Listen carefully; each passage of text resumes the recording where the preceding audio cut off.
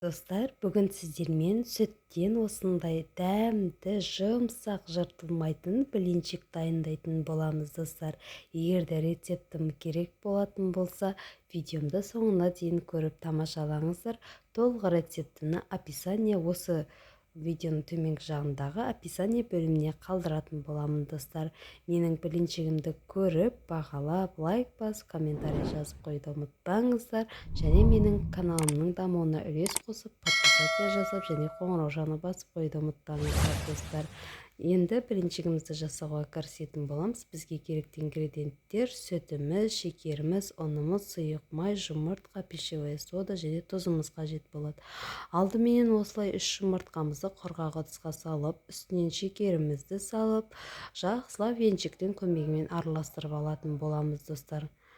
Жақсылап араластырып болғаннан соң шым-шым тұзымызды салып жіберетін боламыз. Оны да жақсылап араластырып алатын боламыз. Яғни тұзымыз, шекеріміз жақсылап ерітіп, достар, блинчигімізде кітірлік болып тұрмас үшін.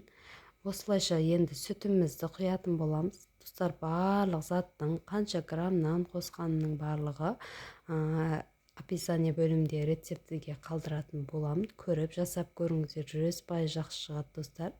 Осылай сүтімізді салып жақсылап қозғап араластырып алатын боламыз. Және пищевая содамыз, яғни ас содамызды жарты чайник ложка салсақ жеткілікті. Осылайша тағы да венчигіміздің көмегімен араластырып, үстінен сұйық майымызды құятын боламыз, достар. Сұйық майымның 3 қасық, не болмаса 30 грамм қылып, граммен таразымен өлшесеңіздер, солай өлшеп алсаңыздар болады. Не болмаса 3 ас қасық майымыз жетеді. Осылайша венчиктің көмегімен араластырып, енді жұмыртқамызды бөліктерге бөліп, осылайша салып алатын боламыз, достар.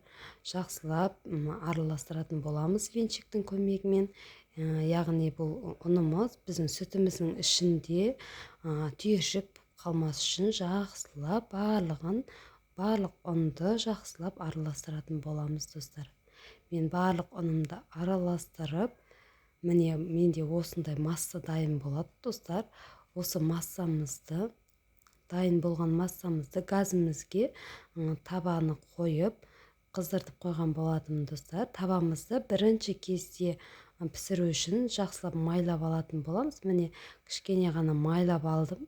Міне блинчигімді бір шөміш құйып, міне екінші бетіне аударып, міне достар, барлығын солай пісіріп алдым.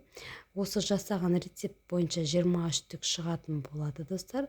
Өте дәмі де ерекше болып, жұмсақ болып шығады, достар. Балаларыңызға жасап берсеңіздер болады. Отбасыларыңызға да ұнар сөзсіз, достар. Менің видеом ұнаса, маған лайк басып, комментарий жазып қойды. Және арнаның дамуына үлес қосып, маған подписация жасап, қоңырау жағына басып қойды ұмытпаңыздар. Алла разы болсын. Менің арнама тіркеліп кеткендеріңізге рахмет. Сіздермен бірге болған Алмагүл.